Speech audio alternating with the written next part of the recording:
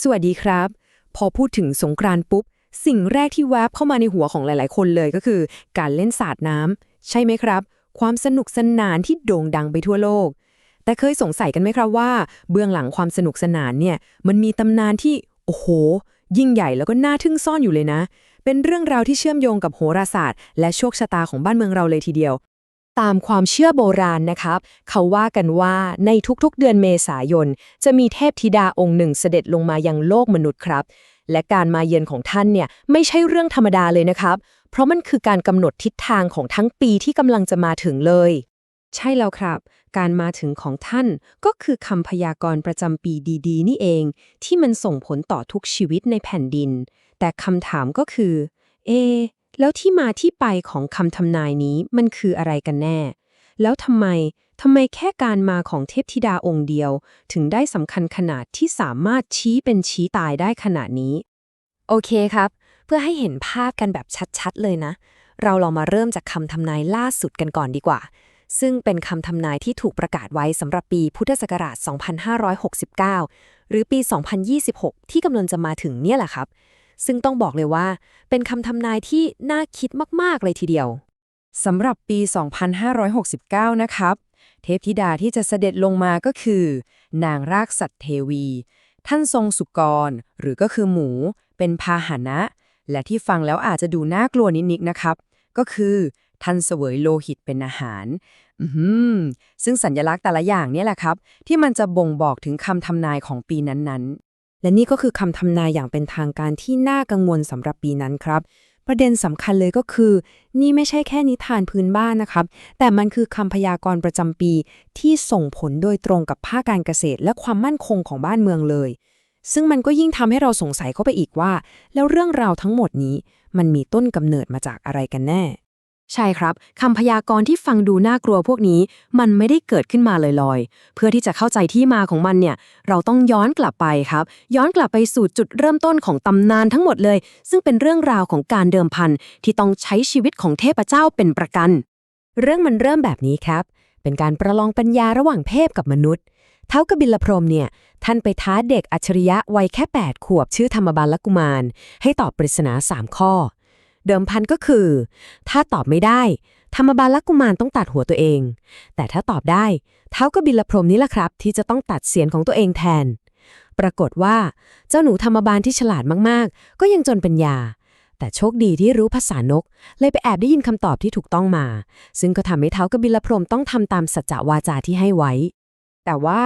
การตัดเสียนของเทพเจ้าเนี่ยมันไม่ใช่เรื่องง่ายๆเลยนะครับเพราะว่าเสียนของท่านเนี่ยมันทรงพลังมหาศาลมากคือถ้าตกถึงพื้นดินเมื่อไหร่ไฟจะไหม้ทั้งโลกถ้าตกลงไปในทะเลน้ำในมหาสมุทรก็จะแห้งเหือดไปเลยหรือถ้าโยนขึ้นฟ้าฝนฟ้าก็จะไม่ตกอีกเลยกลายเป็นวิกฤตระดับจักรวาลที่ต้องรีบหาทางแก้โดยด่วนเลยครับและทางออกของวิกฤตระดับจักรวาลนี้จะเป็นใครไปได้ล่ะครับก็ต้องเป็นธิดาทั้ง7 องค์ของท้าวกบิลพรหมเองผู้ซึ่งจะได้รับมอบหมายให้ทำหน้าที่อันศักดิ์สิทธิ์และก็หนักอึ้งนี้สืบต่อไประบบการสืบทอดหน้าที่เนี่ยเขากำหนดไว้ชัดเจนเลยครับธิดาทั้ง7 องค์จะผัดเวรกันอัญเชิญพานมารองรับเสียรของพระบิดาแล้วก็แห่รอบเขาพระสุเมรุในทุกๆปีคำถามคือแล้วใครจะได้ทำหน้าที่ปีไหนล่ะง่ายๆเลยครับเขาก็จะดูว่าวันที่13 เมษายนของปีนั้นๆเนี่ยมันตรงกับวันอะไรในสัปดาห์เทพธิดาที่ประจำวันนั้นก็จะรับหน้าที่ไปเอาละครับจากตำนานปรัมปราที่ยิ่งใหญ่เราจะมาดูกันบ้างว่าความเชื่อเหล่านี้มันหยั่งรากลึกลงมาจนกลายเป็นประเพณีที่สวยงามที่คนไทยเราปฏิบัติสืบต่อกันมาจนถึงทุกวันนี้ได้ยังไงคำว่าสงกรานต์เนี่ยจริงๆแล้วมันมีความหมายทางดาราศาสตร์ซ่อนอยู่นะครับมันมาจากภาษาสันสกฤตที่แปลว่าการเคลื่อนย้ายซึ่งก็หมายถึงช่วงเวลาที่ดวงอาทิตย์เคลื่อนย้ายจากราศีซึ่งคนโบราณถือว่าเป็นการเริ่มต้นปีใหม่นั่นเองครับคือจริงๆแล้วเนี่ยหัวใจหลักของสงกรานต์มันมีความหมายที่ลึกซึ้งมากๆเลยนะ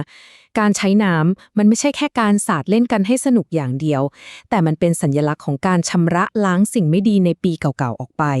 เป็นการแสดงความเคารพแล้วก็เป็นการเริ่มต้นปีใหม่ด้วยจิตใจที่บริสุทธิ์ผ่องใสครับ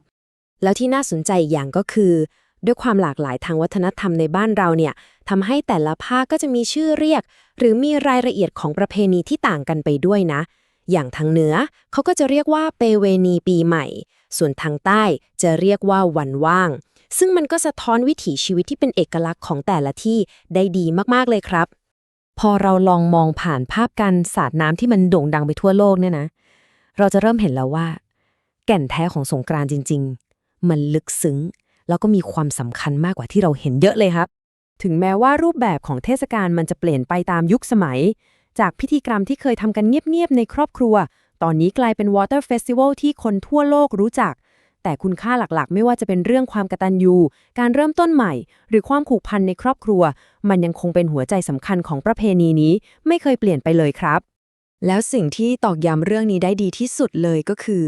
การที่รัฐบาลประกาศให้วันที่ 14 เมษายน เป็นวันครอบครัวแห่งชาติอย่างเป็นทางการเลย เพื่อเน้นย้ำในว่าสงกรานต์เนี่ยคือช่วงเวลาของการกลับบ้าน คือช่วงเวลาของการใช้เวลาร่วมกันของทุกคนในครอบครัว และนี่ก็อาจจะเป็นคำถามสำคัญที่เราต้องช่วยกันคิดต่อนะครับว่า ในวันที่สงกรานต์กลายเป็นเทศกาลระดับโลกไปแล้วเนี่ย